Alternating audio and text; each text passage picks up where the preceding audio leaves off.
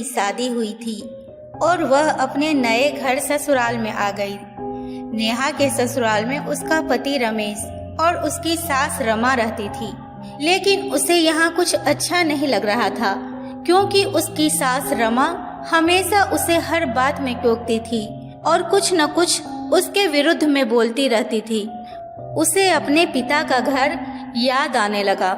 हर पिता के समान उसके पिता जगमोहन जी भी उससे बहुत प्रेम करते थे। नेहा अपनी सास के इस रूखे व्यवहार के कारण परेशान हो गई और कई बार तो उसने अपनी सास को खरी खोटी भी सुना दी, जिसके कारण घर में बड़ी ही असमंजस्य की परिस्थिति हो गई। तो नेहा गुस्सा होकर अपने पिता जगमोहन जी के घर लौट आई और रो रो कर पिता से कहने लगी, पिताजी, मैं अब उस घर में नहीं जाऊंगी, यहीं आपके साथ रहूंगी। यदि आप मना करेंगे तो मैं आत्महत्या कर लूंगी। जगमोहन जी समझदार थे। अपनी बेटी से कहा, बेटी, यदि मैं तुझसे कोई बात कहूँ तो क्या तुम मानोगी? कहिए पिताजी। एक बार जैसा कहता हूँ वैसा ही करके देखो। यदि तुम उसके बाद भी कहोगी कि तुम इस घर में मेरे साथ ही रहना चाहती हो तो कोई बात नहीं, तुम हमेशा मेरे साथ ही रहना।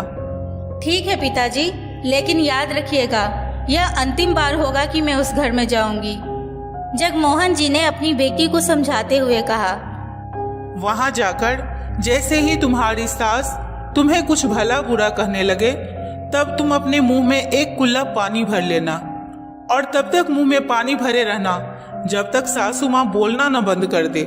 जब सासू माँ बोलना बंद कर दे उसके बाद उस पानी के कुल्ले को नाली में थूक देना और फिर कुछ भी पलट कर मत कहना।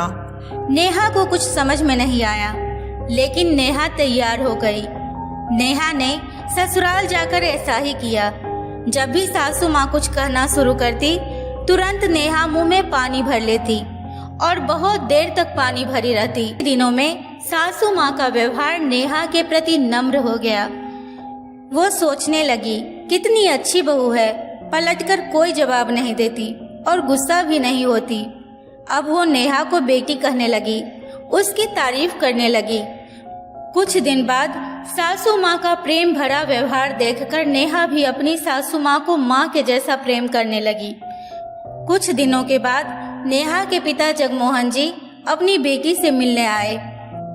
घर के सभी लोगों ने जगमोहन जी का खूब अतिथि सत्कार किया। फिर जगमोहन जी अपने घर वापस जाने लगे। तब अपनी बेटी से कहा, बिटिया, यदि तुम मेरे साथ चलना चाहती हो तो चलो, अपना सामान पैक कर लो, हम वापस चलेंगे।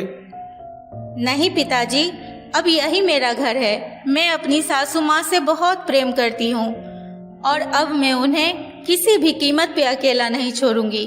अब यही मेरी माँ है।